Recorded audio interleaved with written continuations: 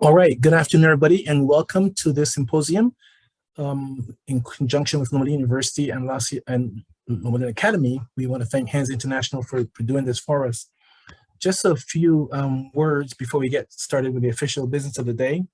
I recognize when I assign the research paper to my college students and my high school students that many of the students chose topics that related to mental health in adolescents and young adults. And right away, I turned to Hands International, Dr. Modest, and some friends of mine, and asked if they could do something about that for us. So the result of that conversation is what we are having today. So thank you for coming in to this symposium. And we have many questions from students already. If you have additional questions, please drop those in the chat and we will have those monitored and brought to the panel at the appropriate times. Before we launch into the presentation by the panelists, I'd like to say a prayer for the gathering, and I'd like to have, after the prayer, Ms. Daphne Thorpe, who is the Vice President of Hands West Coast Division, to tell you a little bit about the nonprofit organization. Let's pray, please. Dear Father, we thank you for the privilege you've given us of a Sabbath that's beautiful. We thank you for the springtime that we're enjoying. We are not unaware of the crisis facing our planet. We know on multiple fronts we're in trouble, so we call on you for help there as well. Thank you for these women and men who have dedicated this time of their lives this afternoon to address some serious issues of concern to our young people. I pray that this will be meaningful and significant and can be a great blessing. Again, we give you great praise. We know that you have a plan for this planet. You know you've entrusted us with the care of the planet. We have some responsibility. So we pray you'll strengthen us. And again, thank you for these panelists who are giving up their time today and of their talents. I pray all these things in Jesus' name, amen. So in a minute, we'll have the panelists introduced, but right now I'd like to have Ms. Daphne Thorpe tell you a little bit about Hands International.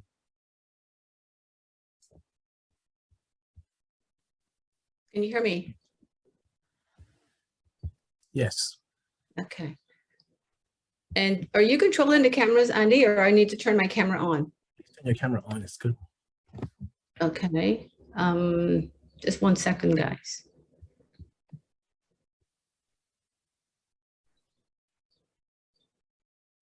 One second here.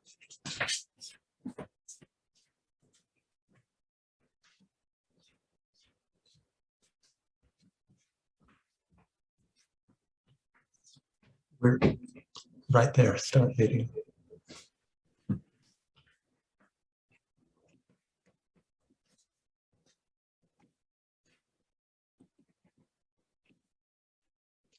It's not. Okay. Good afternoon or evening, wherever you're at. I'm in the East Coast right now. Sorry about the delay. Thank you, Andy, for the introduction. A little bit about Hands International. Hands International was formed in 2005 under the auspices of Dr. Hedrick Edwards. They're in California. And from that time to now, we have branched out into two groups. We have the East Coast and the West Coast. The East Coast group is under the auspices of Dr. Steve Agard, who is currently now the president. And I am the VP for the West Coast. And also we have Dr. Modest as an assistant, and Dr. Olivia Francis Boyle, also an assistant. Since the inception of Hands International, we have traveled around the world pretty much. We've been to countries such as Guyana was our first trip out, then Grenada, Haiti, Belize, Jamaica, Trinidad and Tobago, Barbados, and of course, we are domestically in California. And so here we are today, continuing doing service for the Lord on our mission trips. Even though COVID has slowed us down, we continued, and today we are first venturing out to our first virtual mission.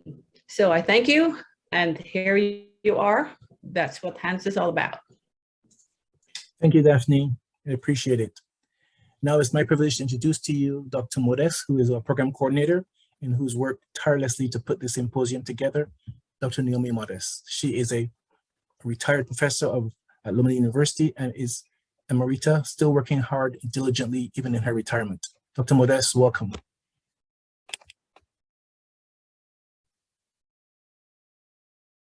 Thank you, Dr. Sandiford. And before I introduce the speakers, I just want to give a big thank you to you, Dr. Sandiford, because as I think of this, it's because of your diligent work and deliberate efforts to fill a felt need of the teens in your classrooms and at the academy. And that's why we are doing this today. Weren't it for you, I don't think Hans would have had this opportunity to, I think this is our first virtual symposium that we are having. So we thank you. Now I want to go to the panelists and I'll do a brief introduction.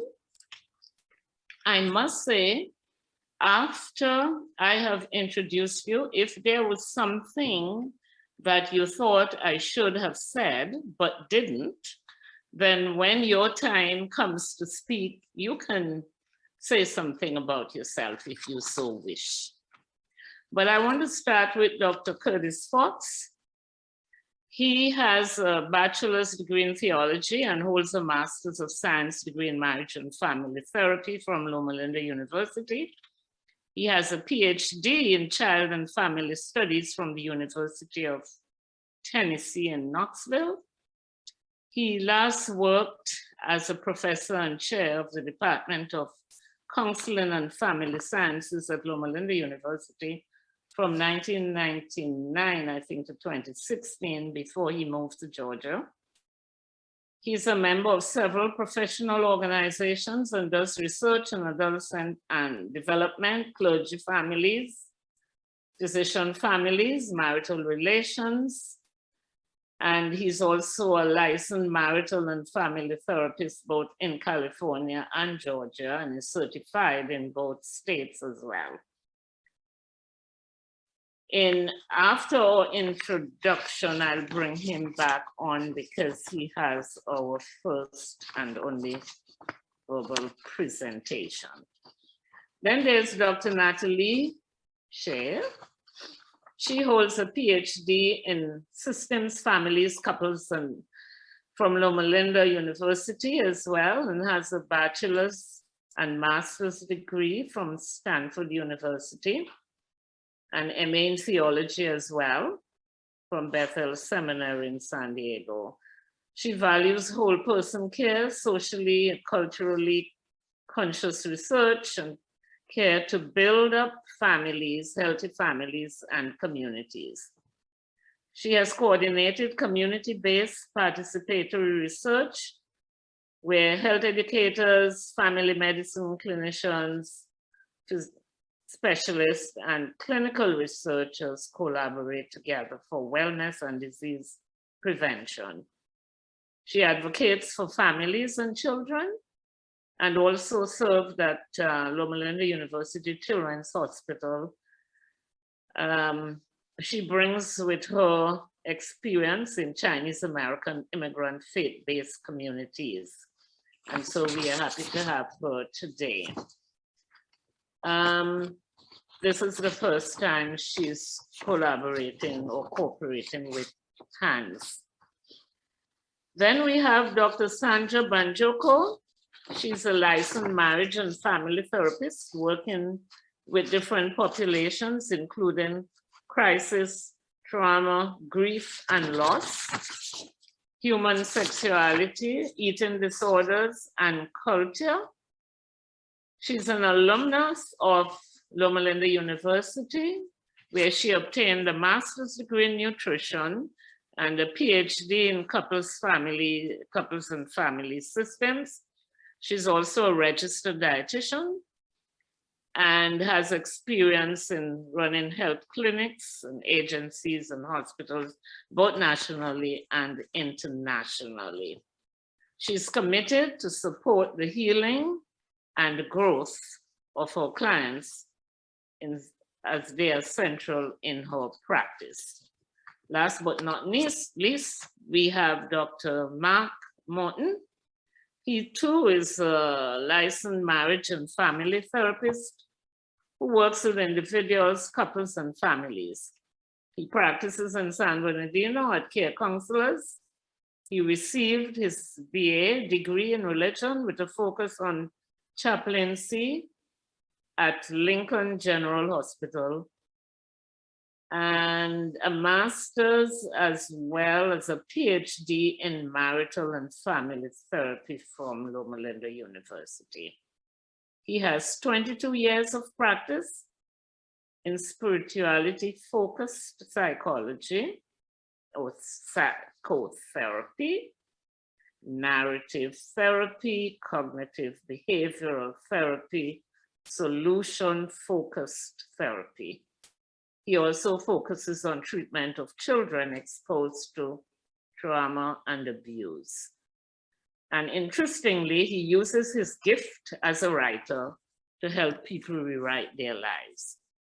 I want to welcome all the panel members as we move on to our panel. So now we want to turn our attention to our first speaker, who is Dr. Fox. He's going to speak for about 10 minutes and then we move to the panel. Thank you. Thank you very much, Dr. Modeste. I want to count it an honor this evening to have the opportunity just to say a few words about adolescence and the experiences of life that somehow heavily impacted by life's realities. And for them, this developmental period is very significant and fraught with, we often say, a number of issues that we need to pay attention to. Adolescence is a time of storm and stress. That was the big expression of the day from 1904 by the psychologist James, who talked about that, adolescence being a time of storm and stress. You know, there are different perspectives concerning this period of life. Adolescents often refer to this period of life following the onset of puberty onto their development into an adult. So it's a span of life that is very significant. But we can agree that for much of the Western world, adolescence is a time of remarkable change in several dimensions of life. And these changes, I would say, make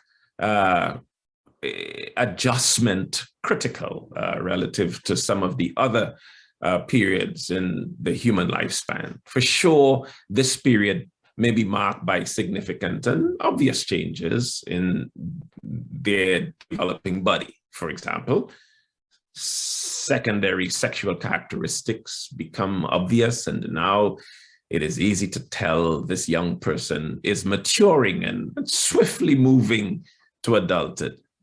Facial and pubic hair, voice changes, you know, body contouring and body organs and processes all mark the changes that are happening in their lives. Now, after a while, these changes cannot be denied. This individual is no longer in that phase of life, but an adult. But then there are changes, you know, in the brain and cognitive functioning as well. You know, the subcortical limbic system, for example, relative to the prefrontal cortex changes.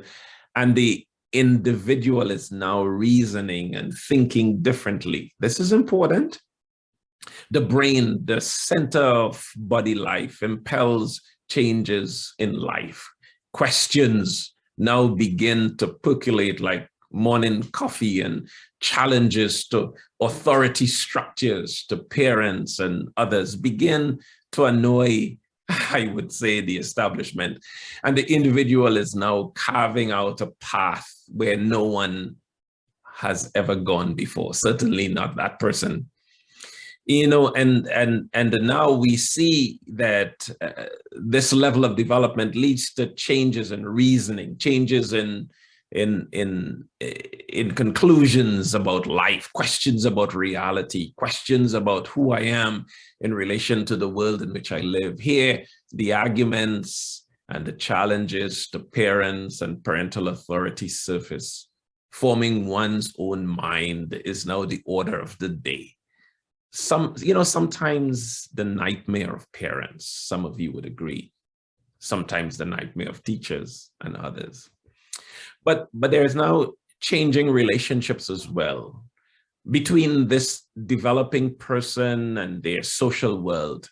Relationships between their parents and their friends, begin to shift. In many instances, for example, their attachment to parents begin to shift a bit, and now a new relationship with their friends and their social environment begin to become dominant as they develop a sense of self, fitting in, what my friends think, how much influence would they now have on me, what my friends are doing usually begin to be more important here. Oftentimes, they tend to think that they have, that they need their parents less and they need their friends more. Of course, there's a whole lot of research around that, and we don't have the time now to discuss those issues.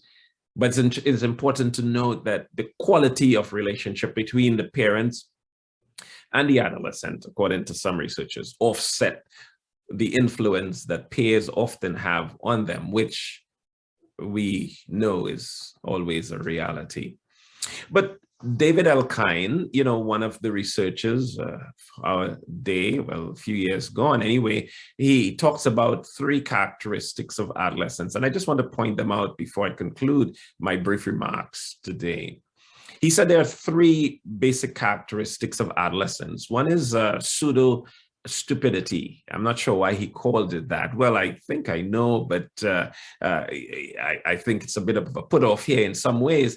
That the adolescent, he says, the individual in this phase of life usually has a lot of data, but often is still clueless. It's like adolescents have a lot of knowledge. They know everything, more than their parents. The problem is they don't bring to that experience the wisdom that their parents have. So they have a lot of knowledge, or so they think, knowledge as to what's going on in the world and what's going on in the streets, but less wisdom to offset that.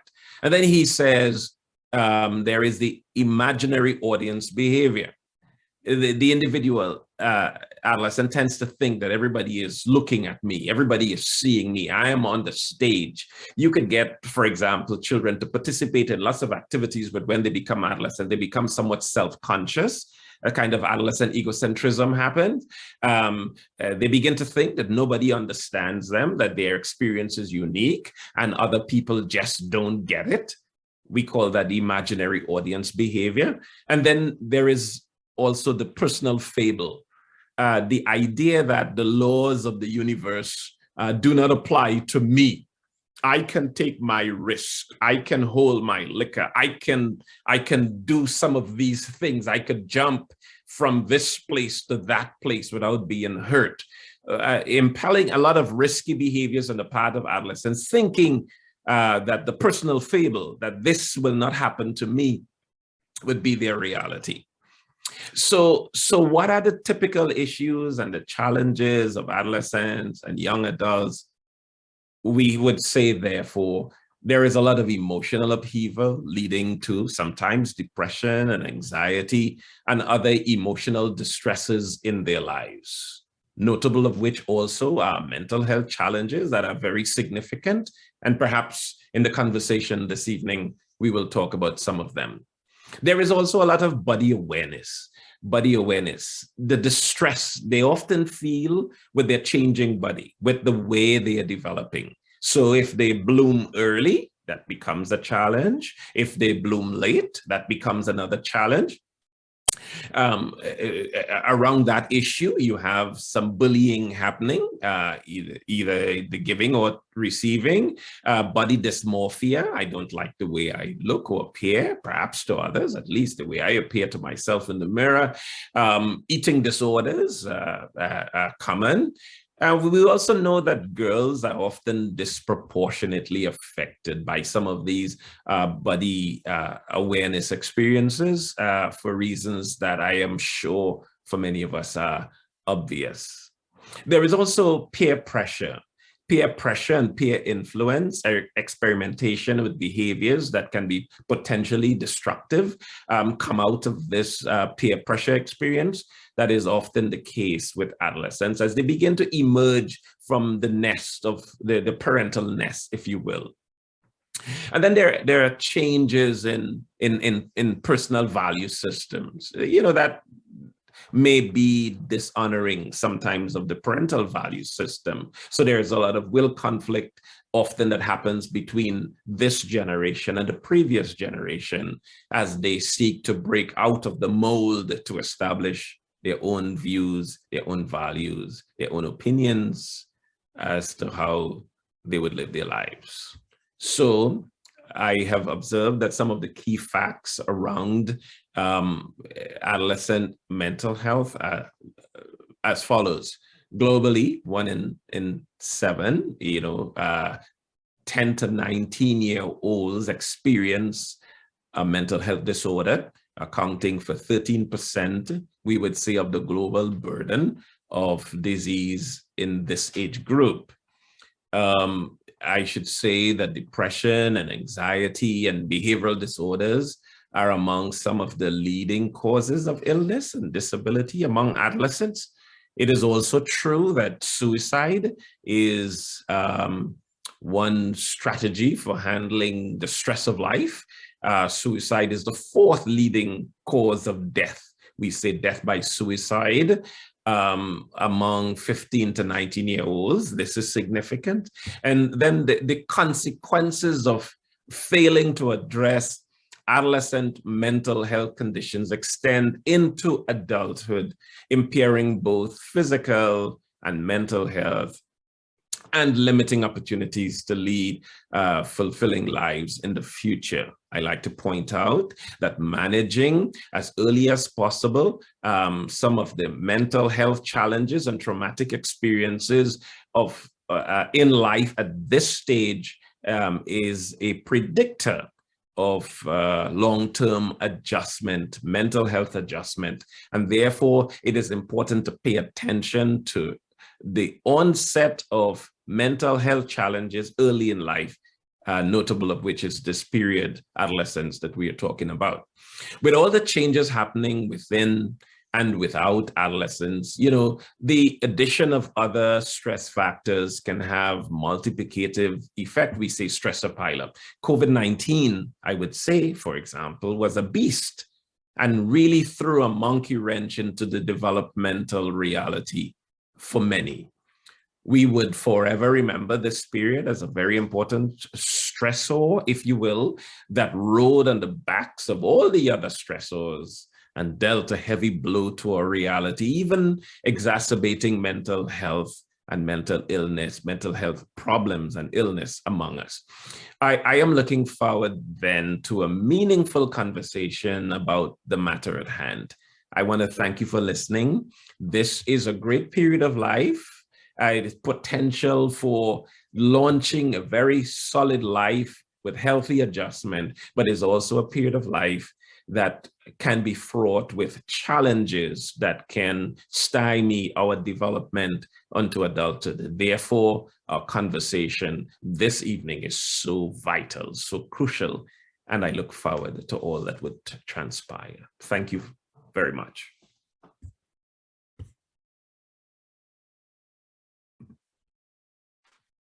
Thank you, Dr. Fox. This is really, or was, a crisp presentation, very applicable to the issues that we have before us. And Now we are going to intentionally turn our attention to the panel, and there are several areas of stress and anxiety for discussion and clarification. I'm going to direct the first question of concern to Dr. Morton, but other members are welcome to interject or add to any of the questions, even though they might be directed to one person. Now, the first question I have for you, Dr. Morton, I feel like I am not quite myself lately. How can I get back to how I was before? Actually, how can I bounce back? Well, thank you for the question, and I want to sort of situate my answers to that question by highlighting a word that stands out to me, and that word is resilience. Resilience simply means that we are exposed to some kind of hardship, something that kind of, as Dr. Fox was saying, it throws a monkey wrench into our plans. And how do we face this hardship without having the effect of that hardship be long-lasting or detrimental to us as we develop? And I just want to highlight three basic elements. We can get into the details a little bit later in terms of what maintains resilience. But people who are resilient, the research shows, are able to take effective action in the circumstances that they face. That's a broad category. The second broad category that shows up in resilience research is our ability to reach out to one another and band together to stay connected, if you please. And the other key really to maintaining resilience is the ability to understand our own physiology, our own body, and be able to remain calm rather than kind of get stuck in a stressful response to the situation. So those are three main themes that come from the resilience research. There are some other things I might add to that, but I'm going to just leave it there for the moment.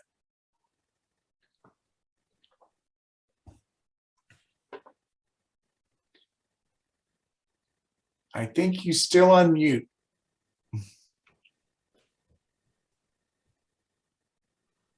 Thank you. And before we go to someone else, there's a section of this question I want to also ask. And let's say this is a teenager who has suffered some loss and grief, maybe because of the COVID, and feels withdrawn. And he or she is thinking, why not just continue to hide myself and isolate myself? How would you counsel this one? Well, I'm going to draw upon a personal story, and maybe that might be helpful. This was someone who was really inspiring to me. When I was very young, I worked as a photographer, a videographer for the United States Olympic ski team, and in working with them and doing some training videos, I met a skier whose name was Greg Menino. And what had happened with Greg when he was, I think he was 19, and he had gotten a job, one of his first jobs, and he was working for a roofing company. And unfortunately, that roofing company was not following through with some of the safety protocols that maybe they should have been. And he fell off the roof. Not only did he fall off the roof, but he fell onto a saw that was running, and it cut off his arm. And so I asked him, we were at a restaurant, and I asked him, how did you face something like that? Here you are, a teenager, and this happens to you. And he said to me, he said, I had to make a decision whether I withdraw from life or whether I step out into life and engage with life. And he went on to follow something that was always something that he enjoyed, which was skiing. Now he had one arm, but he had two legs. So he went back to skiing, and he continued on until ultimately he won for the United States a silver medal in the Paralympics.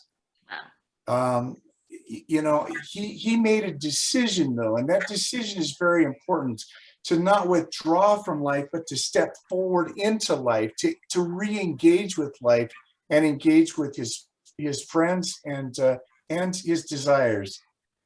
I'll leave you with this one idea.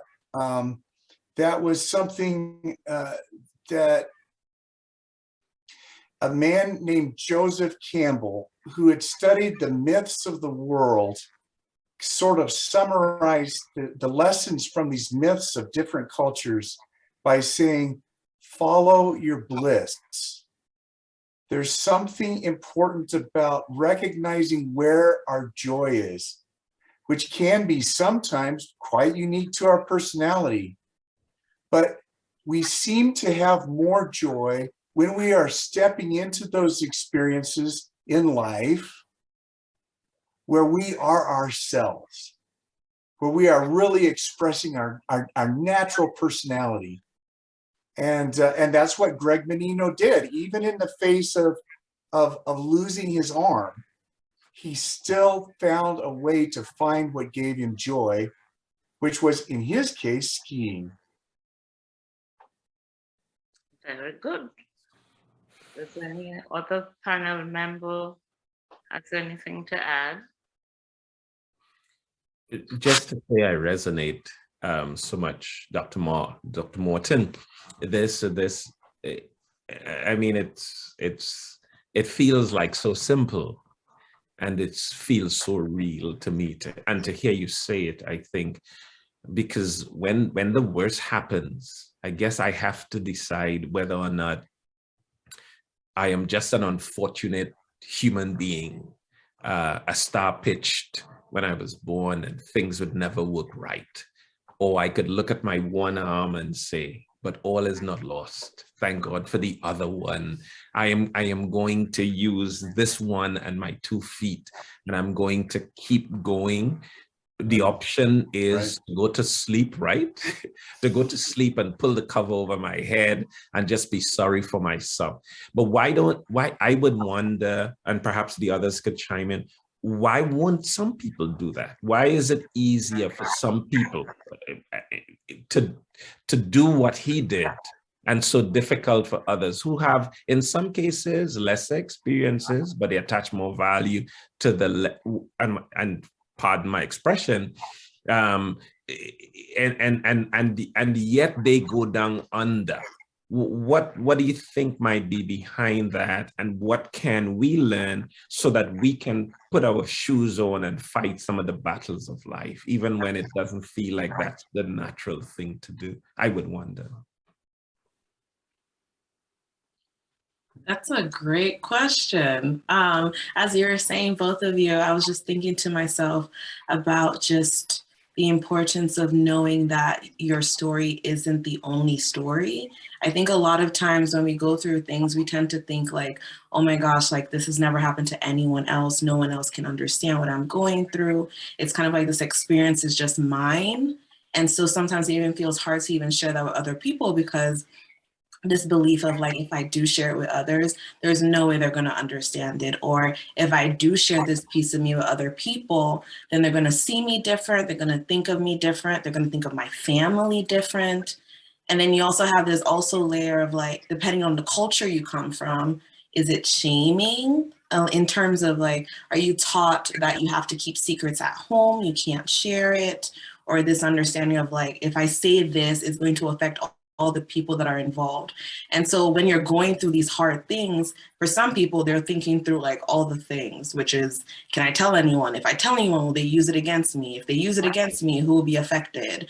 And then for some people, it's just so overwhelming that it's like you feel kind of paralyzed, like you can't do anything about it. And I think like in cases like that is understanding that, you know, you don't have to be alone. You don't have to go through it alone. You can, Right. if you have people, even if it's just one person, if it's just that one person who's your homegirl that you can kind of share things with, and they don't even have to understand, but it's just acknowledging like your story does not define you. What happened to you does not define you. There is so much more to you and to life than the things that have happened to you. And having other people who can like come in and say, hey, like, I still appreciate you. You're still loved. You're still valuable. You're still known. You matter. You're important. Your life is important because you're here. These are all the things that I have been able to like do or become or see. You know, just getting, sometimes you just need validation from others for a little bit, just for you to understand that life is worth it, your life is worth it, and that you matter. You know, just the people you have around you really, really plays a role in how we like see situations and how we get out of them and how we continue to be resilient to like what you were saying earlier, Dr. Morton. Yeah, I really like what you're saying. Yeah, I think Sandra, I think what you said was some of the things that came to mind. I think there's the individual decision internally to choose life, to choose resiliency, and to look forward. And then there's also the relationships. And I think what you were sharing was on my mind, my heart as well. I think sometimes we look at grief or just things that we lose as a straight line. But I think sometimes I find it's helpful to think of loss and hope as separate tracks that we can hold together. I know sometimes I've met with people who have felt like everyone else is kind of over, moved on, and they feel like they're still really struggling with grief. And so they might feel like, everyone else thinks I should, move on. But what does that even mean? I'm still really hurting or really lost. And I think sometimes I like to think of it as, there's permission for this relationship to, whether it's a person or a dream that you had for what life would look like, or an understanding of what relationships would look like. You can be grieving and feel sad and upset or frustrated or just wishing it never happened. But at the same time, you can look for something meaningful in the present. And you can have both. You don't have to get over your loss and grief in order to look for hopeful things. So I think giving yourself permission to kind of continue grieving. Sometimes it's described as kind of an ocean wave that, sometimes it's like low tide. You're like, oh, I'm back, everything's okay. And then suddenly you're in the grocery store and you feel completely overwhelmed over something that was completely small in your mind. And you're kind of transported back to the beginning and you're like, oh no, I'm lost again. But just knowing that feeling lost and feeling somewhat clear about where you're going can live together, can be helpful. And then just as far as withdrawing, I think, some of us definitely withdraw, some of us, jump right in. And I think personality, it's very normal to have times when you withdraw. I'm definitely one of those withdraw people. So I think just normalizing that it's very normal to kind of close in and try to protect the pain that you're experiencing from feeling vulnerable again. But opportunities to connect, just like I think jumping off of what Sandra said, just relationships with others, you'll find that grieving and sadness are things that you feel like you might have to keep all to yourself so that you don't spoil other people's happiness. You can actually find really deep connection by sharing those stories and finding that other people are actually really in that same place. So yeah, I just want to add my affirmation to naming the losses with each other. Thank you. These are excellent remarks. And we are going to move on. There are a couple of questions I want to direct to Dr. Shea. And again, anyone can chime in as necessary. So here is the concern. I feel anxious and upset by so much fighting among different people. This is sort of a long question about their different views and beliefs during the pandemic. And I feel like I don't know how to relate to some members of my family anymore. Actually, the feeling is hopeless. The family has been struggling. How can we get help? Mhm. Yeah, thank you so much. So I think the gist of these questions are really just naming that. I think as we've been glued to our screens, our social media, and we've been through different waves of pandemic quarantine, where we've been kind of closed in from normal group interactions, and then we're starting to reopen. So within that span of time, we've just had so many different messages from society and from other places about different beliefs about any number of things. And that aspect of feeling like the world is in turbulence, people are fighting with each other, people disagree, they're shouting matches online. There are people that just have really deep conflicts over policies or their beliefs about how to best do things, or to do things that can create a lot of anxiety. And so I think the first step for what I would speak to that is just, again, kind of this sense that knowing that it's really normal to feel stressed and anxious over these things. When we are teenagers and we're looking to the future, we're trying to understand what is the future going to look like. We are often looking at, how am I going to find these next steps. And when we look to mentors and people and they are sort of saying different things and arguing with each other, it can feel very unsettling, whether that's happening at home or within just our media intake, understanding what people are talking about. So I think the first is just to really validate that stress, that it's really understandable. The second part, as far as how do we deal with the fact that we want people to get along, that might be where you're at, if you're experiencing that as troubling, to have so many different beliefs and you're not sure who to trust, or who's safe, and what messages to listen to, and how to interact with this friend who believes differently than you do, or your family member that's changed their mind on something and you don't know how to relate to them. So I think what Dr. Fox, what Curtis was mentioning at the beginning, just during teenage years, we're often thinking about that as all the time anyway, but especially with pandemic, those messages have become amplified. And so I think something I've found is, once again, just as grief and hope can live next to each other, different beliefs can live next to each other, but sometimes we, when we're feeling anxious, we feel like, and I have to agree with everything in order to be your friend, or I have to understand everything in order to be on your team. And creating space for us to say, curiosity becomes something really helpful. Being curious and being connecting, saying, I've really never thought of this view before. Tell me more about, why it is that you think that. Being really curious, whether that's your parents, or whether that's your child, or whether that's your friend or your relative or someone on social media, just becoming very curious, saying, I've really never looked at the world that way. Can you help me understand how you see things? And then secondly, empathy, just recognizing that even if you decide, we really don't agree on this decision about how we're going to stay safe in the pandemic, maybe it has to do with how you're taking safety measures or what activities you're willing to join, respecting that people are in different places, and trusting that you can connect creatively in different ways. So those are just some of my thoughts on terms of relationships, how to name that we are all struggling to find safety in different ways, and find meaning of different messages. And we can learn with curiosity and being willing to connect through our differences, how it is that we can see a fuller picture.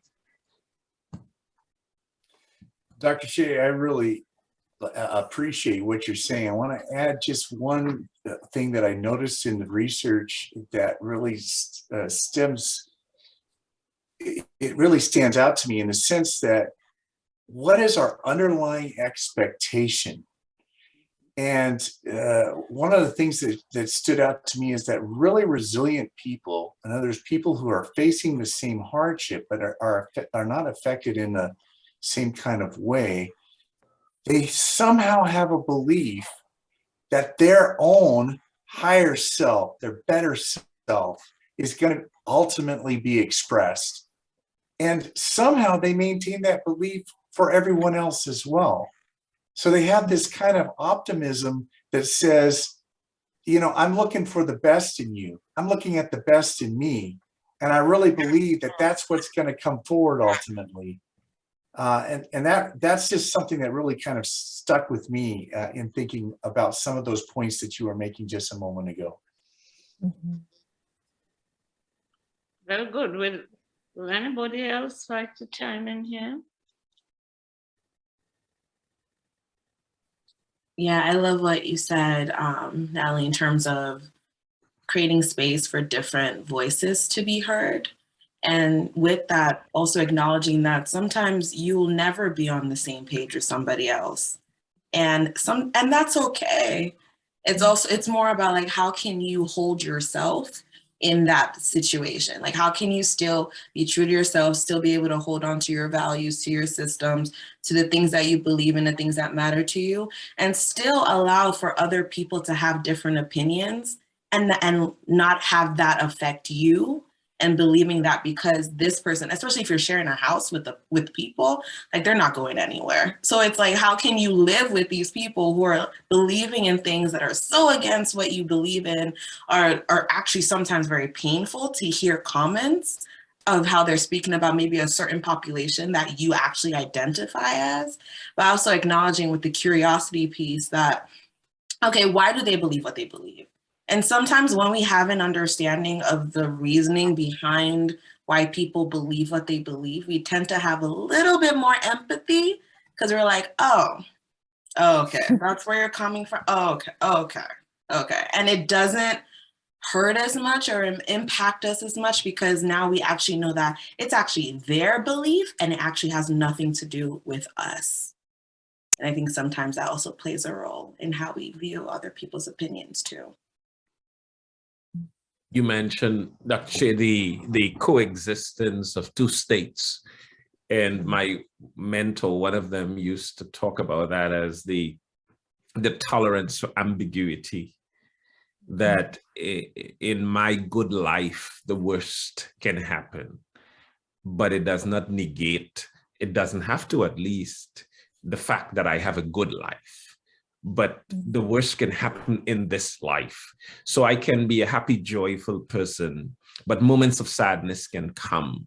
So I am not the problem. The problem might be the moments of sadness that may somehow color my perspective and change my mood and affect, but I still have a good life. This will pass. It happened before even I have evidence that these experiences pass. And if it happens again, I know it will pass. I can weather the weather, whatever the weather, whether I like it or not. And I think that is the essence of the resilience that we're talking about. And I think it is so vital that we come to life like that. At least it's generally much more helpful than thinking I am either sad or happy.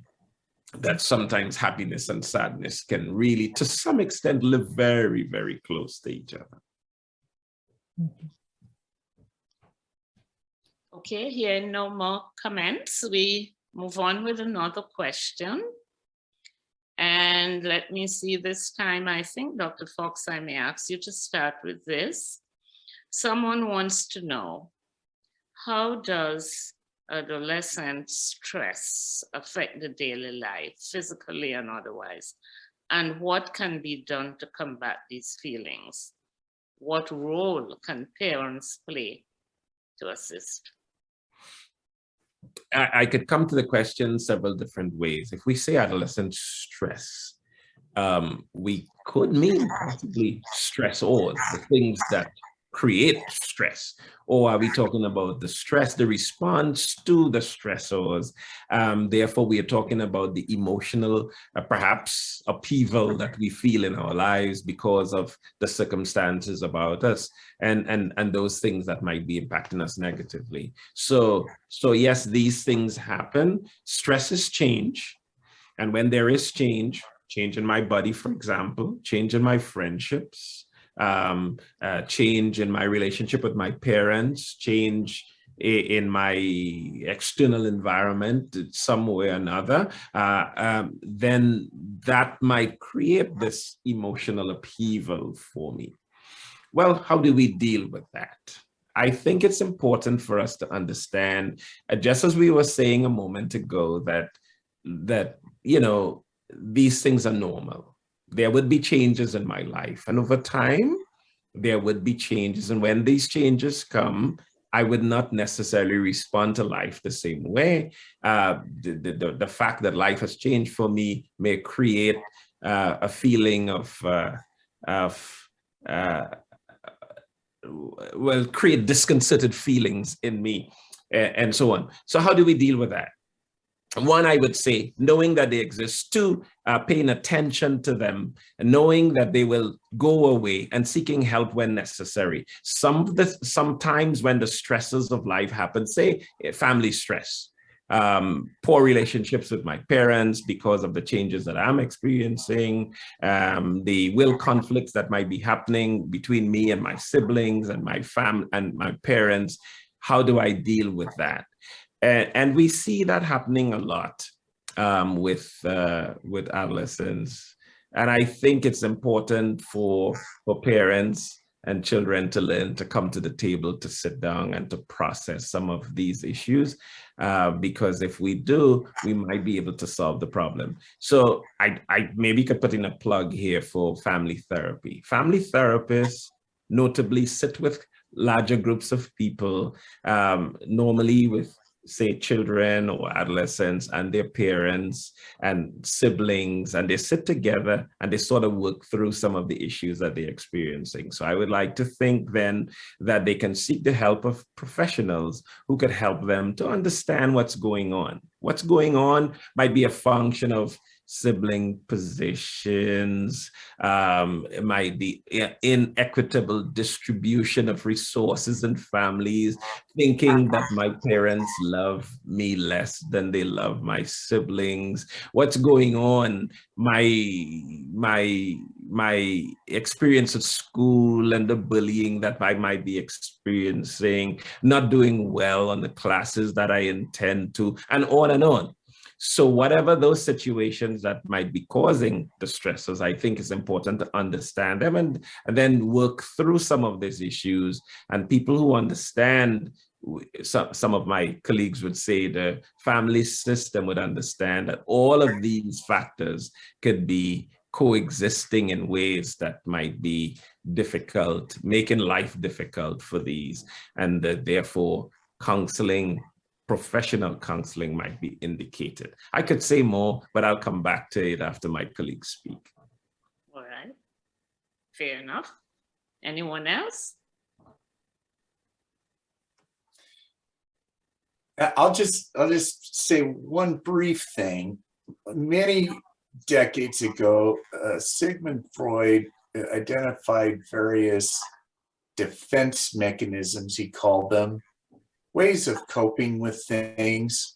And as I've observed, the most common initial ways of coping is to try to get away from the stress, try to get away from the pain, try to get away. So these are things like avoidance, they're things like denial, even suppression, where you put it so far out of your mind, you may even forget it.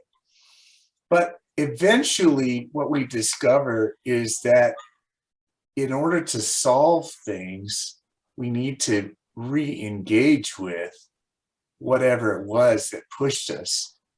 to pull back. And that re-engagement is where we reach out to other people, as Dr. Fox was saying, as where we look even in our own experience for those shining moments, those good times that we can remember where we learned something that may apply now. And it's with that re-engagement with the situation that a lot of times the problems get ultimately solved.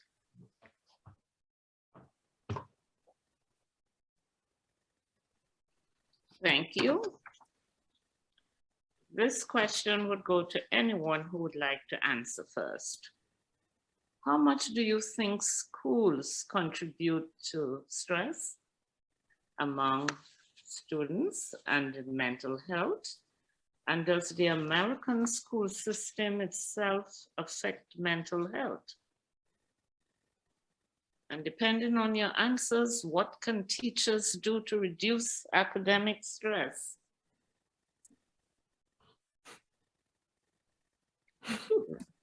Who would like to tackle this one first? It feels like a trick question to people who have all taught in the classroom. I would say, and it's important perhaps to say this, that school at all levels for me was a wonderful, blessed experience. And I attended to it like almost like a spiritual experience. And I went to school with passion and delight. And I did not experience stress at school. Having said that, let me quickly say that a paper was due, an assignment that was perhaps beyond me, not consistent with the amount of time that I could have afforded to do that paper. And that demand, the requirement of the teacher, of the class, brought on some stress. But I might look at that as two things, Dr. Shea, that it one was an opportunity for learning and growing, for pushing myself to become better and more adept at knowledge, but it was also demanding and therefore clashed with some of the other obligations that I had, interacting with my family, my wife, and my children. So yes, so those two things came together, but I was hopefully able to manage it by one, starting early. So how can we make school a more pleasant experience? By starting assignments early, not putting them off until they are due the day before, right? And doing that actually allows me to interact with the material even better. I used to, for example, tell my students, now if you have a 10-page paper to do and you do 2 pages a week for 5 weeks, then you would get a 10-page paper without stress. But nobody would ever take me up on that offer. We never seem to do that. So we actually, in a sense, sometimes create the stress around us. And we could often do better by not procrastinating, starting early, having a good perspective, a positive perspective about the learning experience. Bring it on. I want to get this. I want to learn more. And that would help school to be a better experience. But there are other factors in school. So school is a place where you have bullying.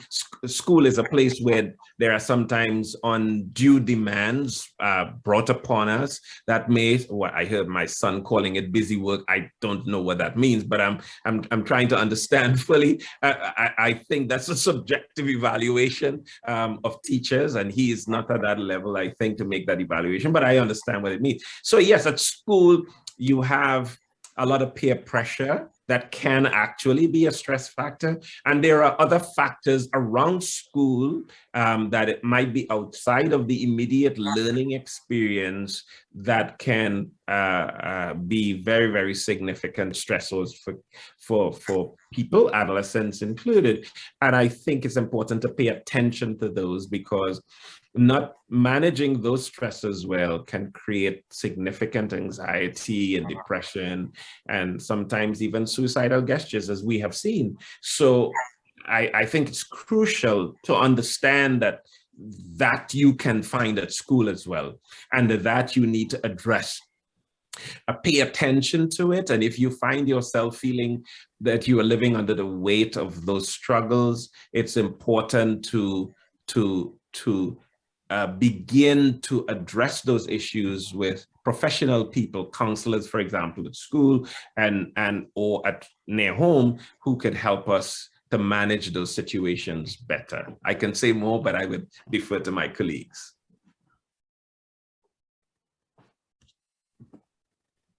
If I can interject here, Dr. Fox, I think he had one of the best school experiences when he was a student. And as of today, he does not forget anything that he learned in school, trust me. Anybody else? Yeah. Yes, Dr. Shea. Yeah, no, I think it kind of probably reveals more of our own experiences speaking to the question than a kind of a universal answer.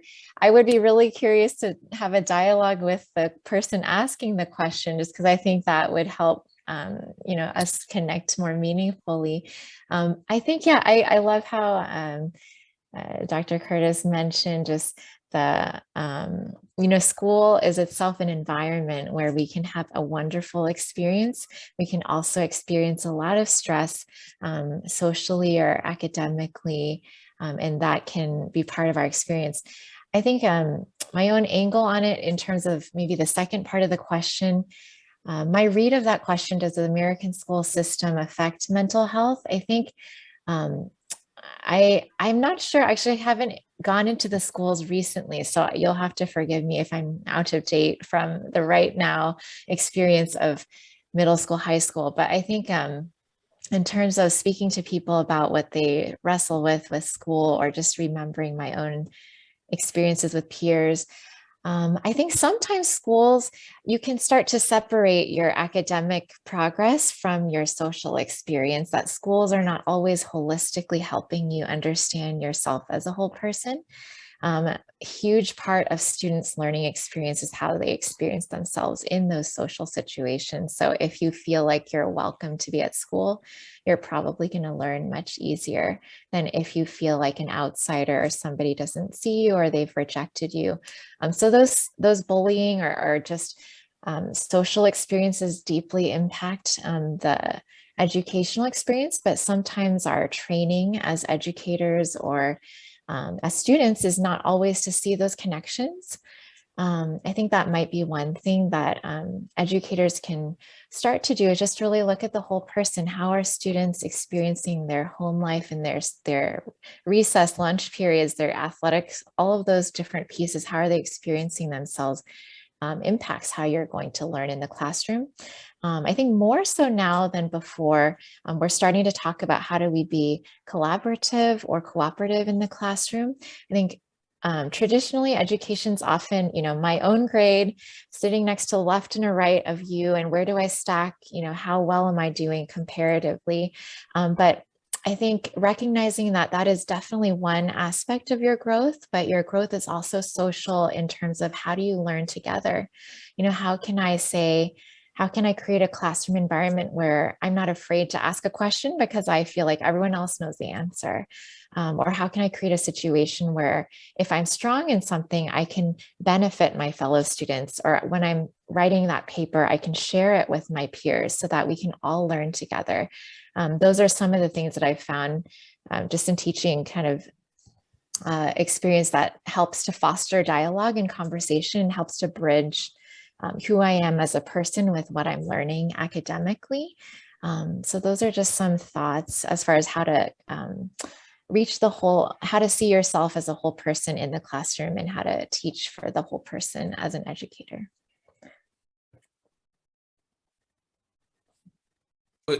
Permit me just to say one more thing. If I were to look or make a cross-cultural comparison, I guess, with the American system and some of the other systems that I have maybe studied and or have been a part of, I would think that it might be true that in some other cultures, the expectations are different and sometimes higher. The demands are more significant and the consequences are more severe.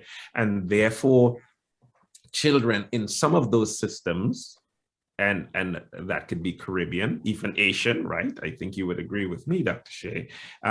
It can put a lot of pressure on students, and that can sort of challenge their own emotional well-being, I have to say. Though when I was in that context, at least one of them, again, my response, my affect was more positive, and therefore I still embraced it. But for some people, and maybe with the changing values and ethos today, they may look upon that as negative and punitive, and maybe even abusive.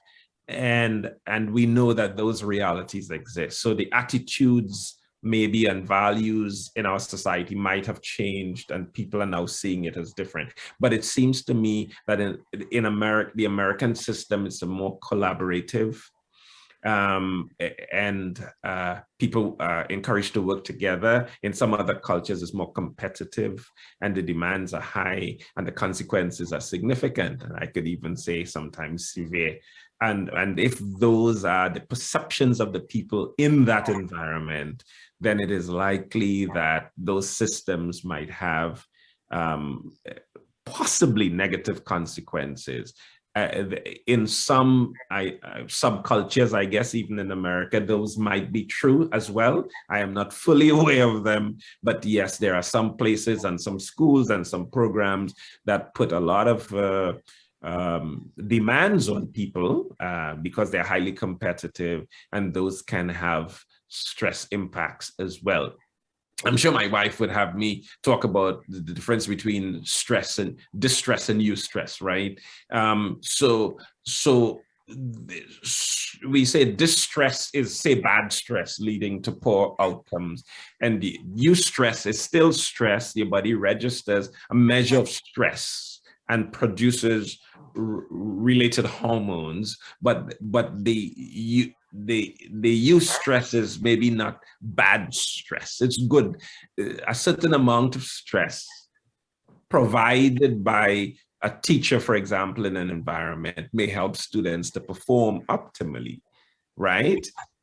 Just like parents having a child, they experience some stress because of that, but it's good stress because they're happy to have the child. In the same way, the school experience can be like that. Yeah, thank you, Dr. Fox, because as we were talking about this, I was thinking about my own education, and having been in 2 different cultures, I was like, but I know in the context that I'm coming from, for example, and I don't know if this is a thing across other cultures, but we have a thing called positions. So every term or every quarter, there's like, who came first, who came second, who came third, who came last 3. And the last 3 people, their names are called out during assembly. And so in that culture, it's really hard for you to come to school and feel like, oh, this is a place where I can learn and figure out who I am and, do all the good things. You're here because it's a competition and you don't want to come last 3. So what are the things that I need to do the work? And the American system, I do agree, seems more, it's not as authoritative. It's more, okay, you have stuff you're learning, you can ask questions, you can do projects, make volcanoes, do great stuff. But what I have noticed with the American system, I think it's more along the lines of safety and what language and how things are clear. So for example, I didn't even notice this until something recently. I was talking to another person who was a principal in New York, and we were just like, going back and forth ideas. And she was saying that if she knew now that, back in the day when she used to teach, that when she sees a student and they're just like, she calls them like the daydreamers, they're just always like in their head and they're not really in class.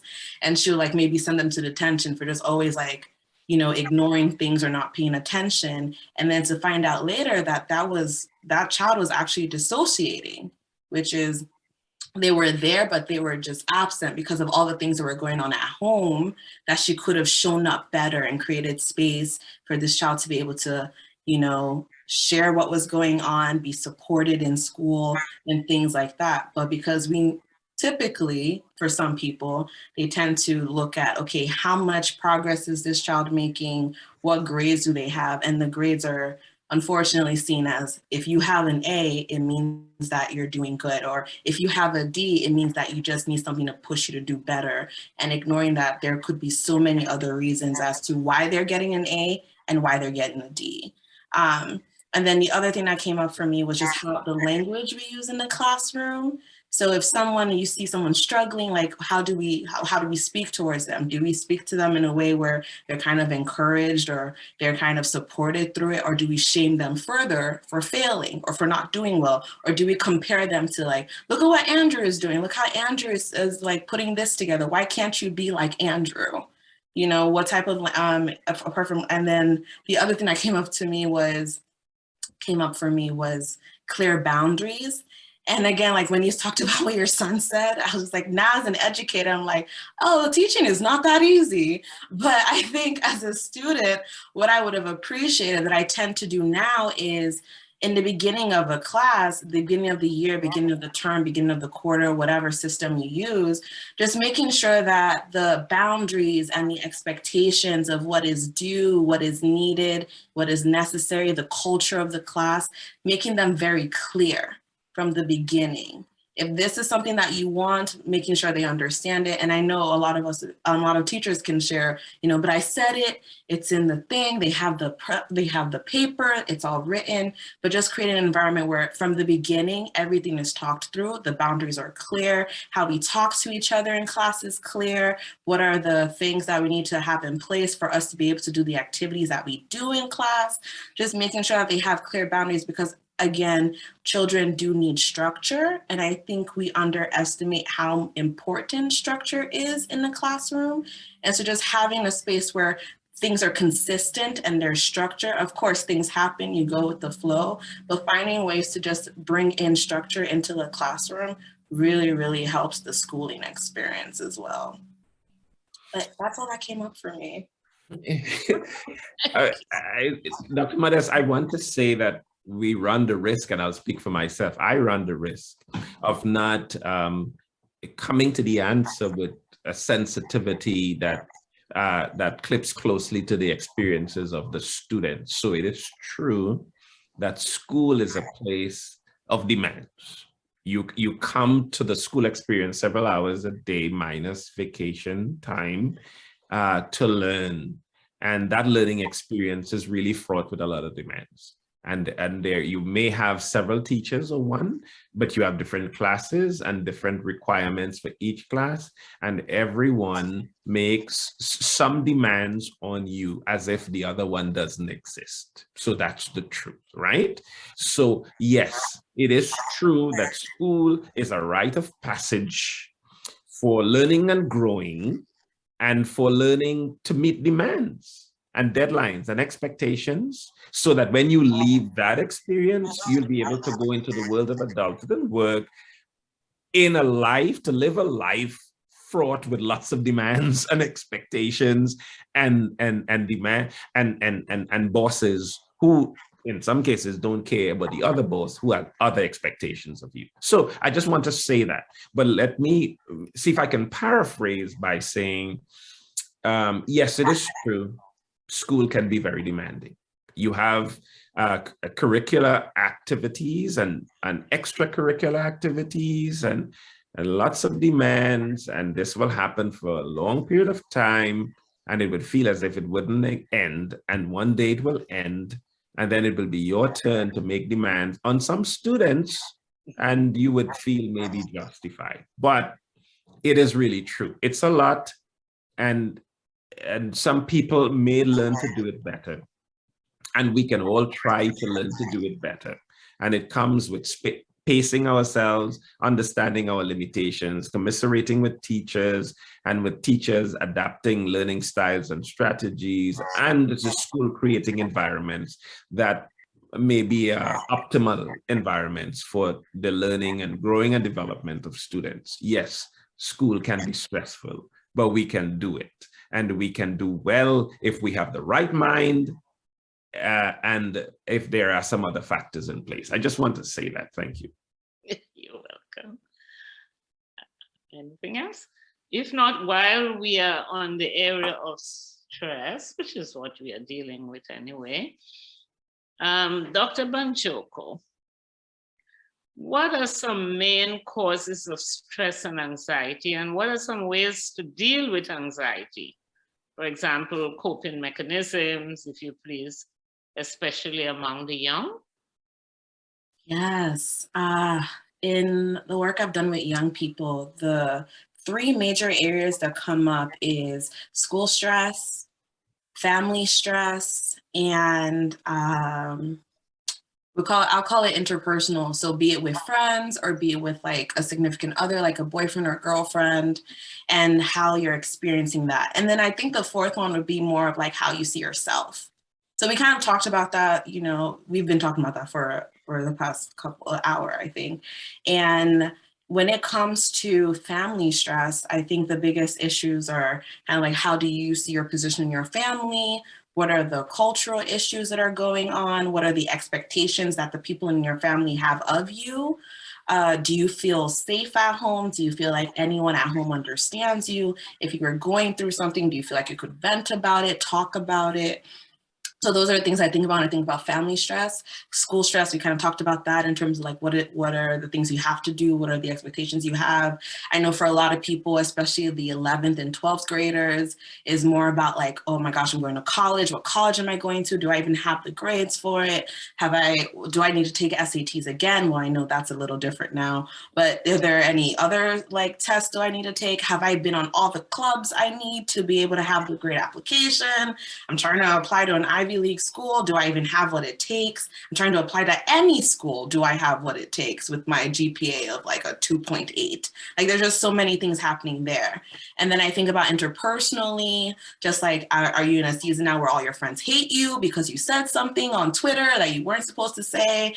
And then you have, you know, all the stress about you were in a relationship, he broke up with you, and now he's dating Shelly, who is like your best friend. Like there's so many things that could be happening there. And then again, we're also at that age too, or stage in life where we're really thinking about how do people experience this. And unfortunately, kind of what we were talking about earlier, the idea that more people are watching you than they really are, than people are really. And so now you're worried about, what are you wearing?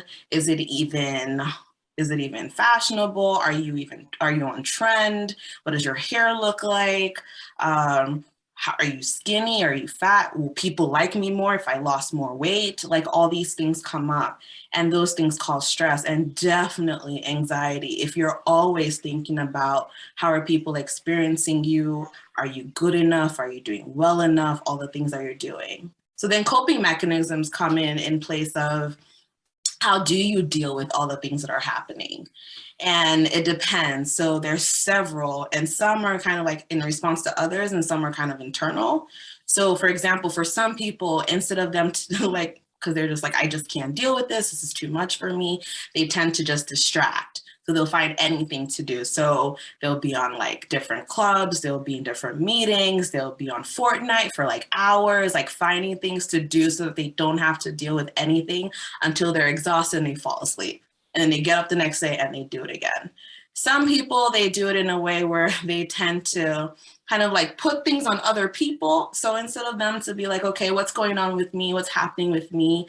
They get very irritated, and now they're taking it out on their sister, their friend, this other person. Some people, they found ways like, okay, interestingly enough, I'm just gonna go to Starbucks all the time, or I'm gonna buy a whole box of Takis and just eat it in my room and watch like Netflix. So there are different ways that we try to cope, and we try to like just survive really. And depending on how severe things are going for you, sometimes subconsciously, your brain is even helping you to survive. So I know for some people, they go through experiences where they're just like, wait, did that even happen? Like they just were just so out of it that I didn't even realize things were happening around them.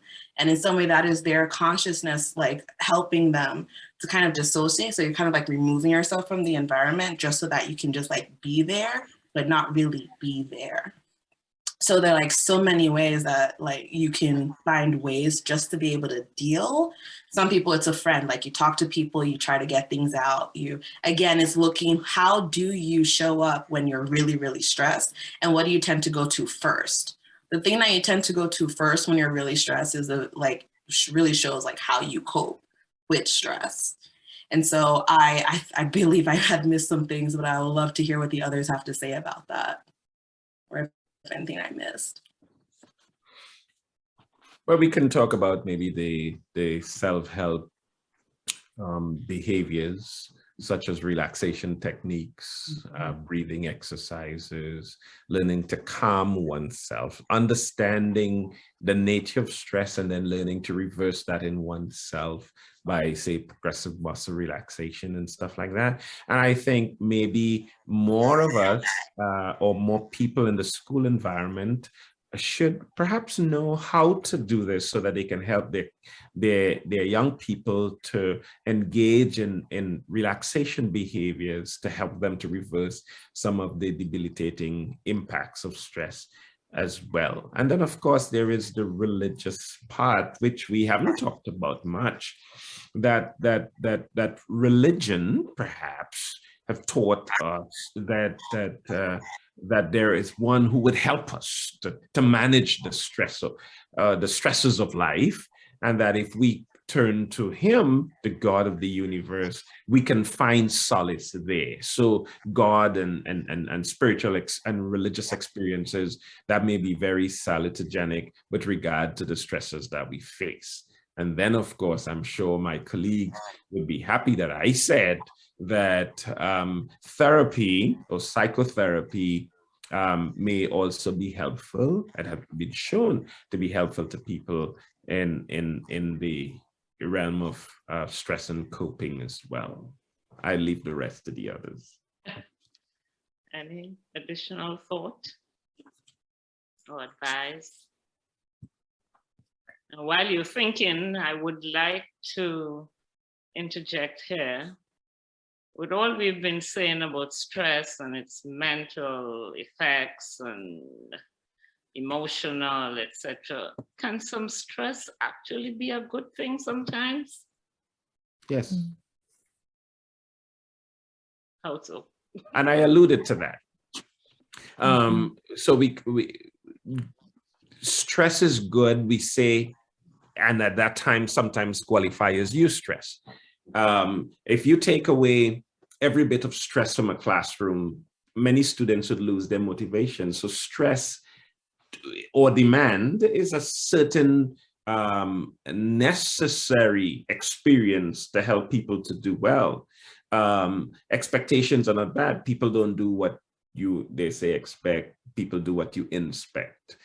So when you know that there is going to be an examination and accountability for the information being taught, for example, you tend to pay attention more and you get ready for the exam, and therefore you learn better. So stress, to some extent, at a certain threshold is good. At a certain threshold may be debilitating and may have negative impact, in that too much stress may cause anxiety levels to be so high that it impacts your learning, and therefore the experience wouldn't be as meaningful for you.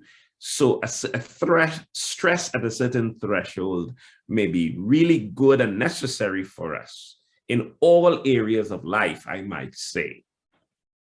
But too much stress may be bad for us and may impede our learning experiences as well. So I just thought I would say that. I want to approach the word stress from a little bit different angle, and that is to talk about pain. Sometimes things get to such a stressful place that it becomes painful to us. It can become emotionally painful. It can become even physically painful. It can really start to affect our bodies. It doesn't mean we're sick. It means that the stress is really affecting us. One of the things that I think is so important to understand about pain is that it's always more intense when we're experiencing it by ourselves, when we feel alone, when we feel that no one else understands, or no one maybe has gone through it the same way we did, or something like that. And sometimes we pile on more things on ourselves, because there's what's happening and there's what we're telling ourselves about. What's the story that we're telling? And sometimes what we're telling ourselves is even worse than what is actually happening. And so that can make the pain even more intense. One of the things that I want to just suggest, and maybe throw it out to the rest of you in terms of some ideas, but one of the things in terms of working with that pain is to learn to communicate through stories, to learn to be able to tell our stories to other people, to learn to be able to listen to other people's stories, to learn to be able to pay attention to what someone might be saying in their story, and be thinking to ourselves, I wonder if I've ever experienced that, or if I've ever gone through something, and answer their story with our story. So that we're really talking, we are talking with words, but we're exchanging stories.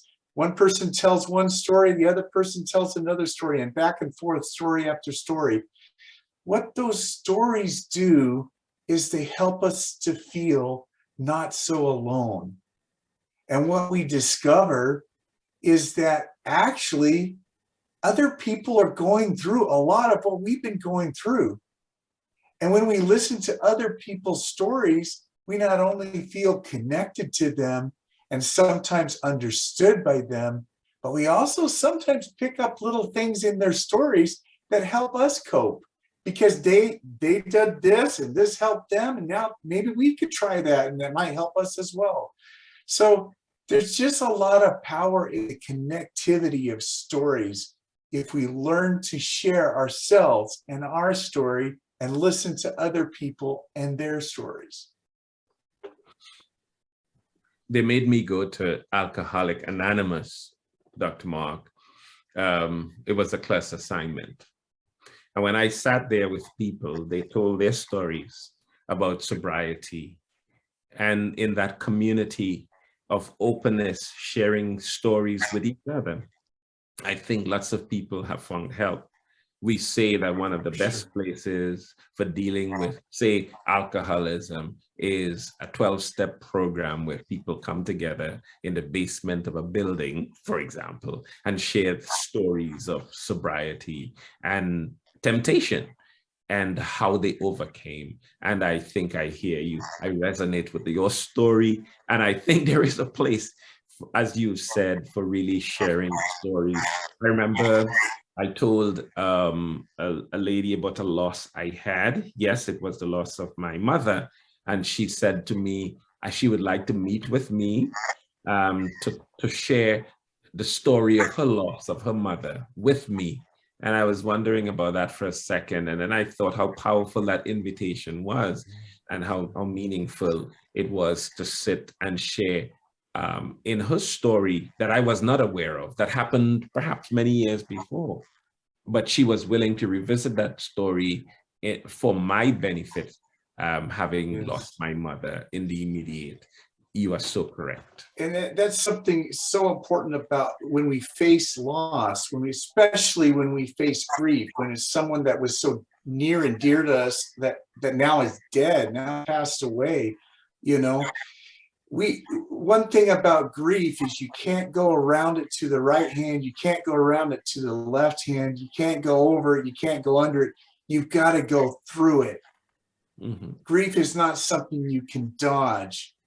But the thing is that if you can take hands with somebody and go through it together, it's so much easier. And that's what was happening for you, Dr. Fox, is she came alongside you with her story. And by doing that, you were going through it together. Oh, well. All right, so we have certainly heard a lot about the effects of COVID-19 pandemic and its restrictions on individuals and families. Have people flourished during the quarantine? And as to teenagers, how have they adjusted? And I would dare ask if anything positive came about because of the pandemic. That's my question, actually. Well, let me say, first of all, that thank God for Zoom and the other platforms that allowed people to connect. Were it not for those, we would have, most of us by now, been crazy. COVID-19 disrupted the course of normal human relationships, family relationships, and many of the even work relationships. And so many people became devoid of immediate social contact with others, except for the families where we were pinned together. I could say penned together, and I may even say sentenced together, as some people might have thought. So this experience of being pulled together in centripetal force was not always a pleasant experience for everyone, because many people hadn't learned to live together well. But for some people, they were able to live together more joyfully, spending quality time, doing things that they didn't have the opportunity to do before. But it is true, and we talk about the impact of COVID-19, that being pulled away from the other places where people had learned to hide from family connections and being quarantined at home really became a significant stress factor for many people, because they were ill prepared to live together in the same space with that level of intensity. So this we know, and many people were traumatized by it. So we have to, one, acknowledge that, but two, to say that in the midst of those negative realities, some families have reported rejoicing together because they were able to live creatively in the same space. Yes, the demands were higher on parents, for example, who were doing their work at home, but who were also teachers of their kids, or associate teachers, working that, and spouses trying to share rooms and offices and classrooms in the same living space. Was perhaps a stressor for many people. But as I will continue to say, some people tell me they got a lot of time to spend with their kids, and they went on walks, and they cooked together, and they ate together, and they had some wonderful time. So I want to also applaud that experience. So they were both negative and positive, depending on many other factors in that family. The amount of space they had, the amount of resources they had, the quality of relationship that they had prior to the pandemic, and how the pandemic taxed their coping resources.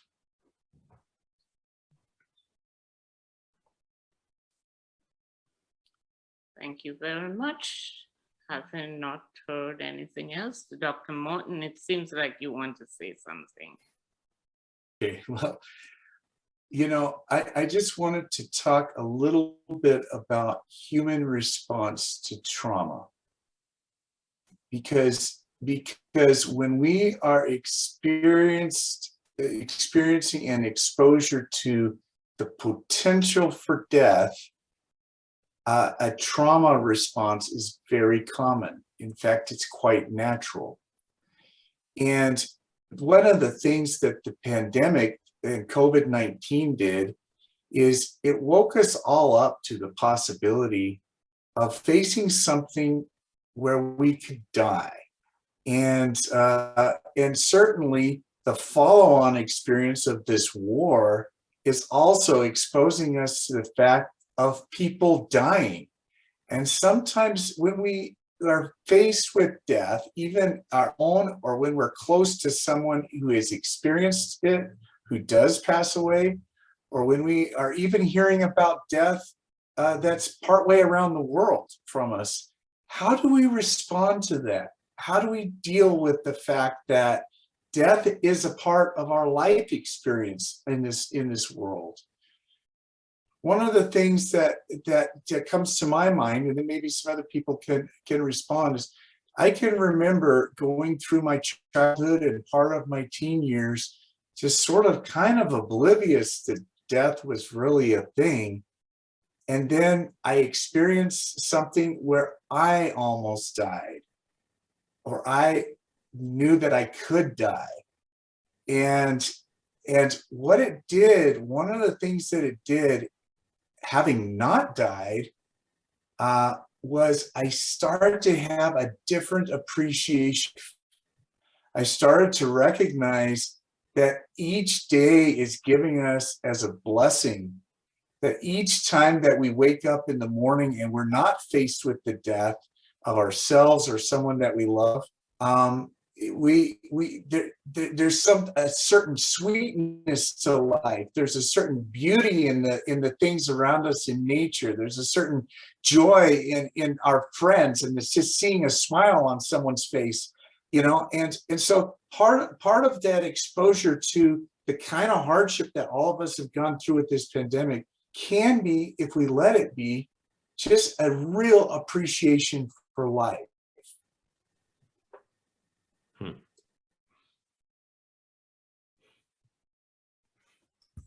Yeah, I don't have a lot of new things to add on. Just wanted to affirm those responses, just that there are both of those experiences, sometimes within the same household, of just some really deeply difficult, lonely, or disconnecting, or, as mentioned, just traumatizing experiences right next to some new perspectives and some new gratitude and some shared experience with people that you wouldn't have connected with previously.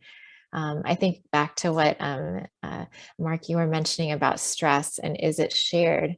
I think there's a sense in which collectively our generation has this story to share about this experience that we've all been faced with. And at the same time, I think there are different stories where we've been affected more or less in different ways, depending, as mentioned, just on how many resources we had to begin with, whether that's socially, financially, or otherwise.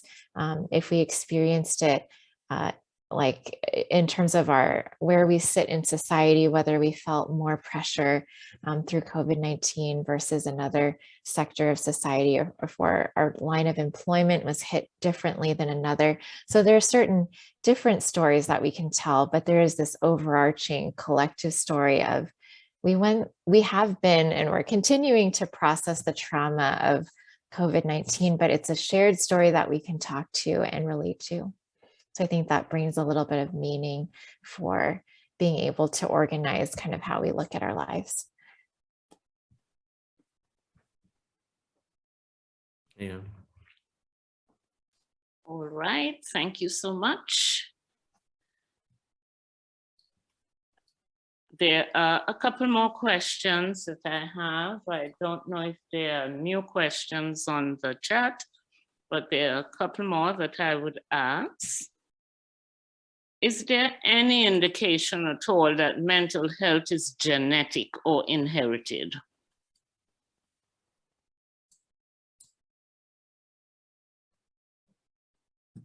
Who would like to go first? I don't remember the research, but yes, there are some conditions that are believed to be genetic. So we're talking about mental illness in this case. Mm-hmm. All right. So schizophrenia, for example, and some others. I cannot say that depression is. I don't remember the research in particular, but I do know that living in a home with someone who is depressed may allow people the facility for learning that strategy for coping. But we do know some of it could be learned behaviors as well. So that is something I would just want to put out. Yes, there is, I believe, some genetic predisposition to mental illness in some cases. Yes. I want to add something to what you're saying, Dr. Fox, and that is, when we've looked at the research in terms of genetics, one of the things that we notice is that there is a predisposition that may be current in the genes, but that predisposition also needs an activator. It needs a circumstance, a stressor, a situation to come along and get it to happen. Sometimes it happens, it manifests in a negative way in a person's life, and because of the presence of the activator. So I want to point out that one of the things that we've been talking about is resilience, is really coping with stressful situations in a way that even if we have that predisposition in our genetics, it doesn't always have to get activated within us. Or I'll talk personally. In my family, there's a predisposition to alcoholism. I could tell you stories of people in my family that I would maybe not even want to repeat. But I recognized, okay, when I was a teenager, you know, I recognized there's something that runs in my genes that could be like a, you know, I don't want to play Russian roulette with it. This could be something active in my genetics. I don't want to have the same story as some of my family members. I don't want to repeat the same pattern. So I made a decision. I'm not going to drink. You know, and there were circumstances where even, you know, my peers. I remember one time after class when I was taking this class in animation production, my peers all went to a bar and they said, "Hey, come along with us." Well, I went with them, but I didn't drink. I drank something else, something non-alcoholic. And why? Because I knew the genetics were there, but it needs two things. It needs the genetics to be there and also an activator. And I didn't want, by my choice, to be adding that activator to take me down the wrong road in my life. A lot of the coping strategies that we've talked about can help us to avoid those activators.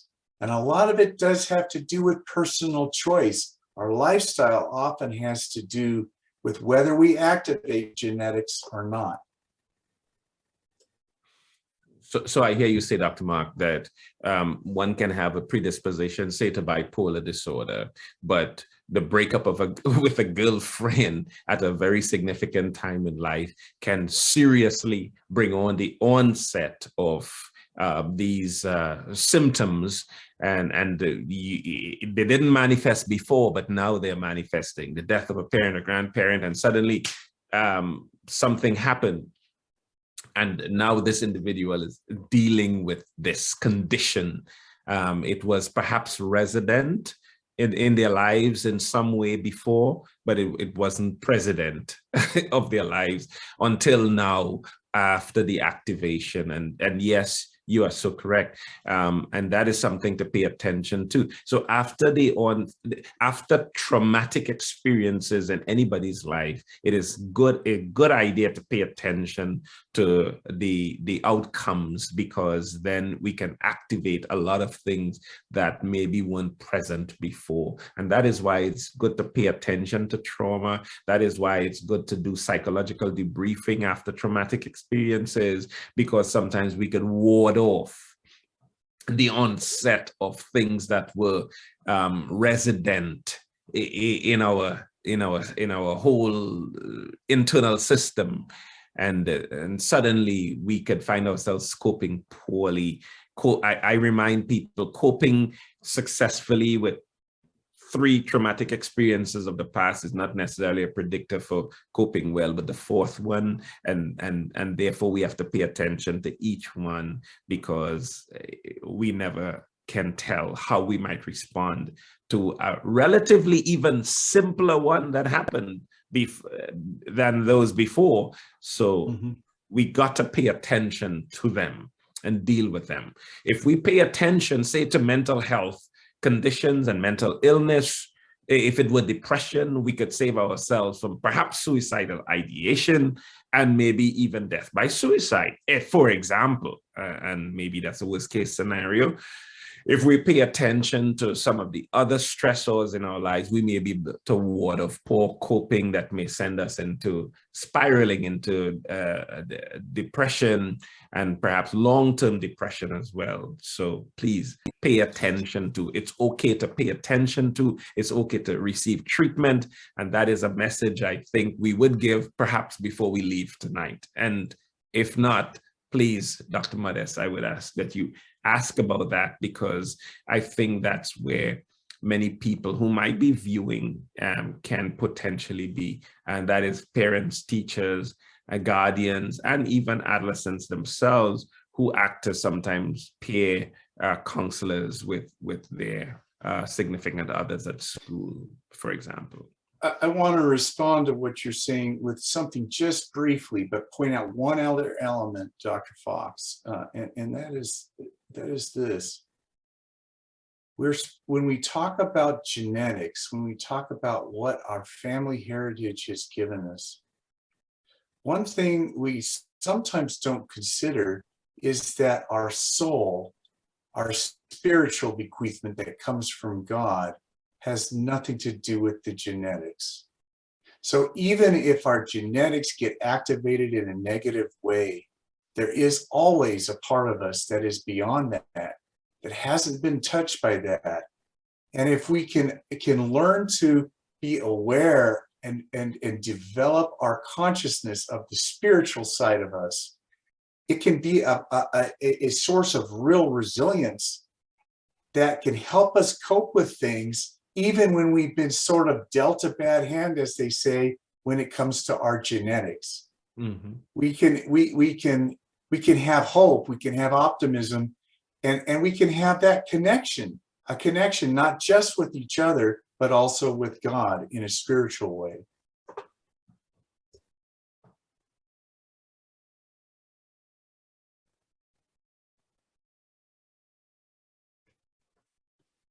Okay, and let's move on. We have a couple more questions. I was checking to see if we had any from the chat, but no. I guess everybody sent in their questions early. So, in terms of diagnosis and treatment for mental health, are there harmful stereotypes in identifying symptoms and treatments of mental health? And how does racism factor in therapeutic treatments? Well, people in the mental health establishment usually are trained to become aware of human bias. But we live in a society that is fraught with biases and stereotypes, some of which can be dangerous. And we've seen that in the area of mental health diagnosis, for example, that people, just as they are taught to be, thought, I guess I should say, to be less than or not belong, also receive sometimes diagnoses that are reflective of the negative opinions that others may have of them. So we know that is a reality. So we have to pay attention to that. They say poor people, homeless people, sometimes people of color, and other disenfranchised people sometimes receive more severe diagnoses in the area of mental health sometimes. So we may want to be aware of that. And hopefully all of us here who are in the helping profession, and maybe even teachers and others, should pay attention to the possibility of the biases and how they may have disparate impact in the lives of others. So I would just say that. So having said that, I think we need to still pay attention to the fact that mental health an illness is not necessarily something that belongs to a particular group of people, that people of all nations, tongues, and so on, and socioeconomics suffer with these conditions. It is not ecumenical. It doesn't belong to people of a certain, it is ecumenical, doesn't belong to people of a certain religion either. So it's across the board in a lot of ways.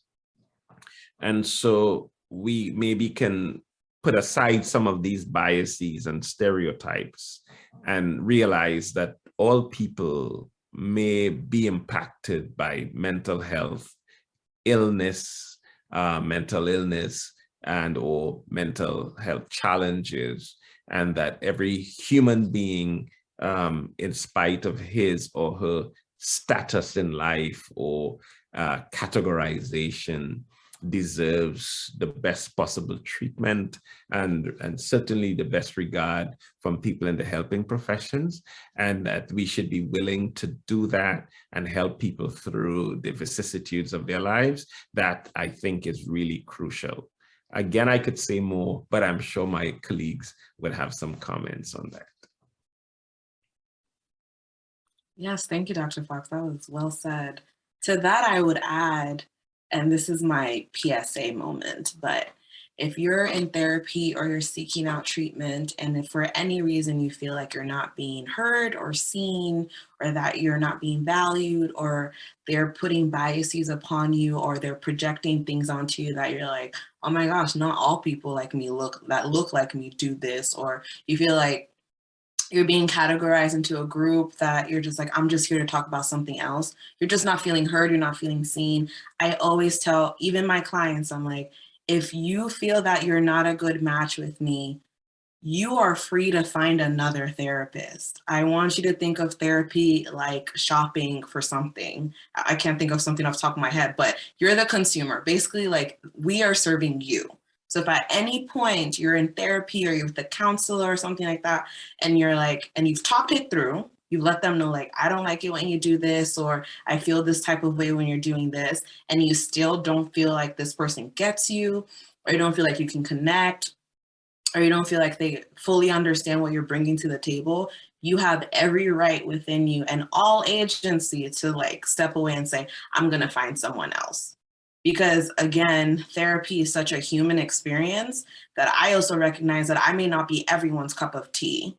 And so some people might come to me and be like, oh, you know what? You're a little too direct. I'd rather prefer to be with somebody who, you know, I can kind of like dance around issues for a little bit with. And that's okay. There's people that do that. So it's all about recognizing that it's such a personable experience. And if you don't feel safe with the person you're speaking to, you should not be speaking to them, period. And you're allowed to go find somebody else that could work for you if it is available. If not, there's always something about talking through with the person. Like, you know, I'm always about like, if there's an issue in therapy and the client feels like I don't get them or I'm not connecting, please tell me. Let's figure out why. Is there something I missed? Maybe there's something I need to go get educated on that I didn't even know that I had totally missed the mark on. You're allowed to speak up. You have a voice. If you feel judged or being put in a corner in any way, you have a voice, your voice matters, and find somebody who will make sure that your voice matters. So yeah.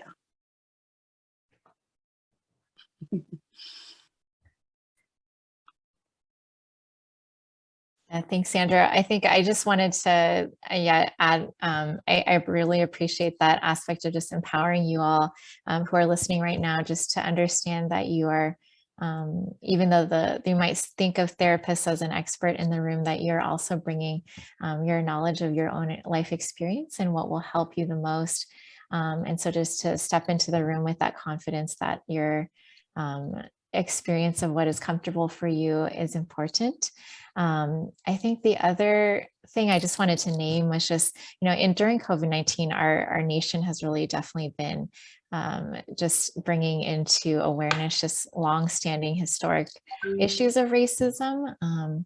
And some have been, you know, named more specifically than others. I think especially within the Black community, the Asian American community, especially during COVID-19. It was really interesting for me. I was doing my research during this time period and asking about the Asian American experience, and just having it being framed with COVID-19, just high levels of racial stigmatizing and just hate crimes and things of that sort. So just knowing that if you're processing that and you're thinking, how does this connect to therapy? Definitely therapists are trying to really work with race and be more conscious of how that is an aspect of trauma, as well as some of the disparities that we're talking about in terms of the healthcare system and who comes to therapy, who doesn't, and just the norms that are around coming into therapy. But just know that if you're experiencing things that you're not even sure what words to put in, but you're thinking, I have experienced an aspect of trauma related to race, or I'm exploring that, that therapy can be a space where you can talk about those things. And it's my hope that, as Sandra mentioned, that you'll feel out, connections with helpers, whether that's your school counselor or someone refers you to, or a family therapist, or a helpline that is online, just that you will be able to advocate for yourself in the room. Thank you so much for those responses. I'm going to have a final question, and then we'll move on to some final comments, and I'll turn it over again to Dr. Sandiford I hope all of you would have a chance to give your final word as well. So I'm going to direct this question to Dr. Banjoko. We can hardly talk about health issues without mentioning the role of nutrition. And someone has asked, can proper nutrition help with stress? And are there stress relieving foods or food groups that can actually cause or help with stress? Dr. Banjoko. Yes, thank you.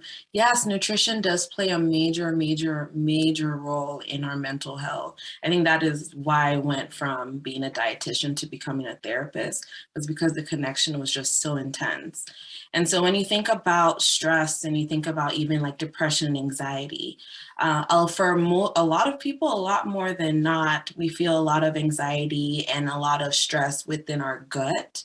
And so our gut really plays a big role in just like how we function, in terms of like how our neurotransmitters move and all the other parts of our bodies, and especially like our brain, the nutrients that go to our brain, how our brain sends signals out to the rest of our body. Food plays a major role in that.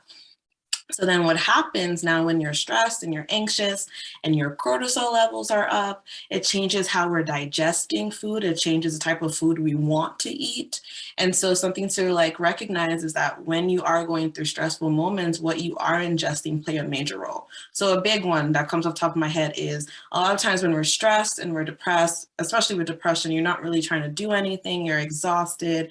You barely have the motivation to even get out of bed. So eating makes sense that it's either like the last thing on your list. But then what we tend to see a lot of times with stress is that the first meal that goes out the door is breakfast. A lot of people don't eat breakfast. A lot of people don't believe in it.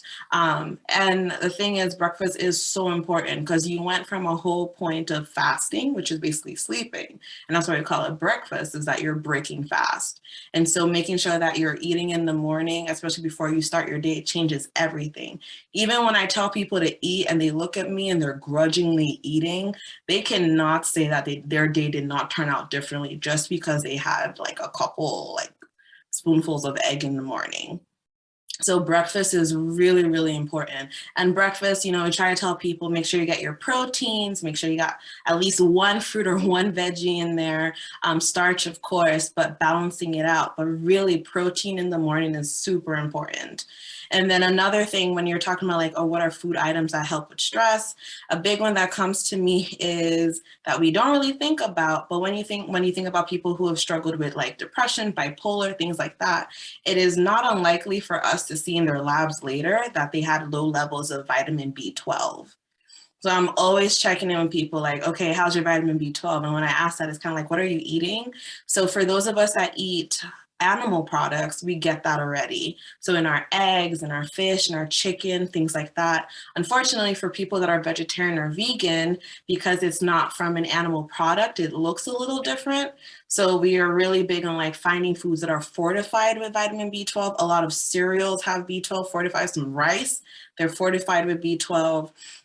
Nutritional yeast has been saving lives for a long time.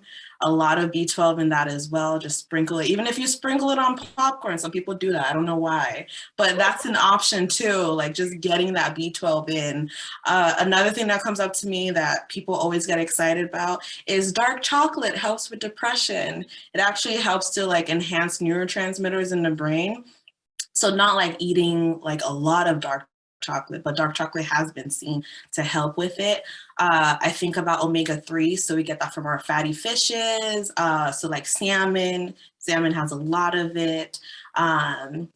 And then when I think about, so nuts and seeds, pumpkin seeds actually are very, very beneficial in terms of magnesium. So magnesium is really helpful, especially for those that struggle with a lot of migraines because of stress. So we can get that from like leafy vegetables, from bananas, a lot from spinach for sure. And just like finding food items that actually bring more energy. I know like, so I'm not gonna take away ice cream from people, but just recognizing that eating a lot of like processed sugars and carbs every time you're stressed actually causes more inflammation, which actually like increases your anxiety. So just like balancing it out and be like, okay, you can have some ice cream now, but also thinking about, okay, maybe later having a full meal again with the fruits and the veggies and the protein. And again, like, you know, just making your plate balance is really, really important. But again, just like finding ways to kind of like swap out some of the snacks you eat. Drinking water is important, and of course movement. So whatever movement is, just going out there, just standing, walking, moving around, rollerblading, roller skating, whatever works for you, but recognizing that your diet does play a role. Whatever goes in does end up affecting everything that happens in you. So. Thank you very much, and I wish we can go on with this a little more, but I'm being nudged that our time is up, and I don't want to prolong this indefinitely. So I want to take this opportunity to thank the panel members for the excellent information they have provided and how they have answered the questions. As I also want to thank the participants who came on. I think we had close to 50. I'm not sure. Dr. Sandiford may correct me on that.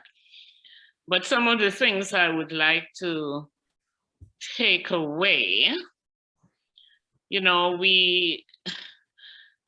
I really like the idea of the curiosity and the creative connections that we need to have. And most of you have heard that. The tolerance for ambiguity, the resilience factor, the necessity, which is a necessity in life, how we respond to stress and change, paying attention to what the stresses are and how we deal with them. Both parents and children sitting together and talking. I thought that was an excellent suggestion. Also, you know, for family therapists to be of help. Working through problems together. I don't think we can overstress that. So the various coping strategies that were mentioned, I hope that most of you have gotten some ideas. Teachers can adapt different learning styles. There can be self-help behaviors, reversing stress is important. Then the religious aspect, finding solace in God. And of course, communicating through stories. And I must say, I'm a big believer that everyone has a story to tell and that everyone's story is important. Good things come out of the pandemic, thank God. And then, of course, we talked about the human response to trauma and paying attention, being aware.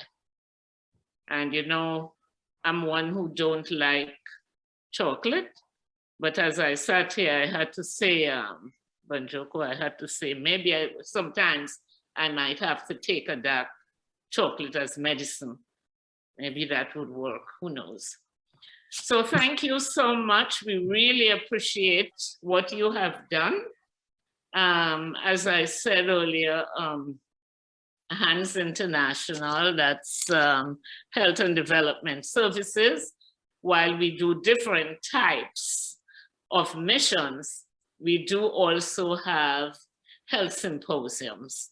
And this is the first we are doing on virtually.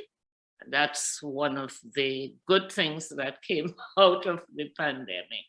So at this time, I just want to turn this over to Dr.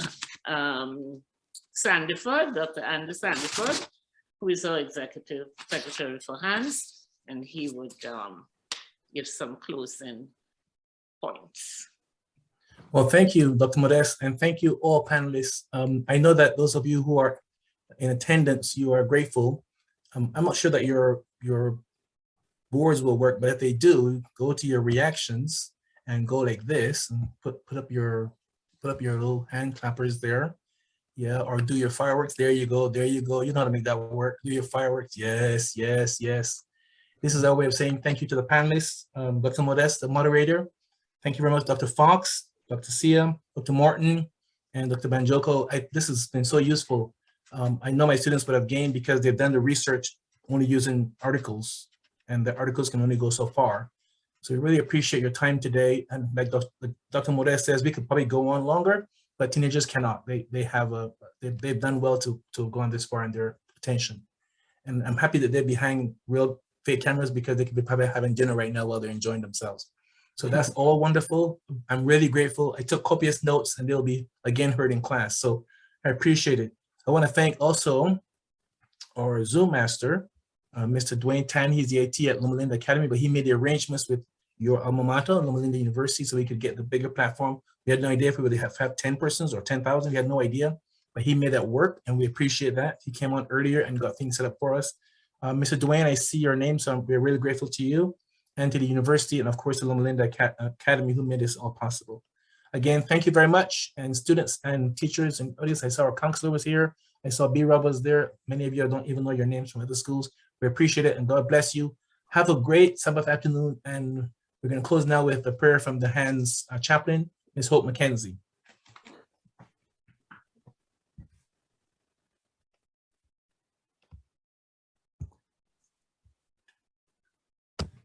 Turn your microphone on, Hope, so we can hear the prayer. You know you're praying to God, but still. Am I on now? You're on. Thank you. Okay. Let us bow our heads for a word of prayer. Our gracious and almighty God, Father, we're so grateful that we could be gathered here this evening for this important seminar. Lord Jesus, we ask that you'll bless those participants who are with us. May they be able to use this information to the best good for themselves and others. We thank you, Father, for those who have done this wonderful job of presenting. We ask your blessings upon them also as they go forward.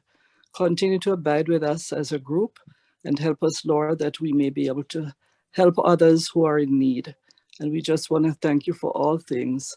Bless us now as we go. In Jesus' name, amen. Amen. Thank you. Thank you, Hope. And once again, good evening to all, and to all a wonderful spring. Thank you. Same to you. I hope when HANS is having a real trip that some of you can be part of us, we'll let you know. Yeah, we do trips pretty regularly. There's a negotiation on the East Coast now for a trip to Poland to do some medical missionary work. So we'll see how that plays out. Stay tuned. HANS International, Loma Linda, California. Thank you again, and good night. Good night. Good night, panel members. Good night.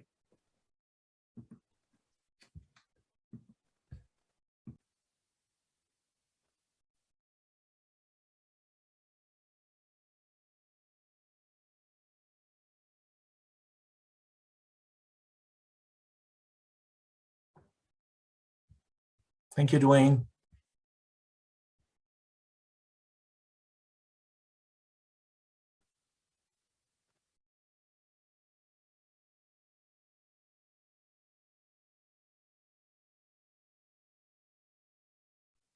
Thank you, Paul.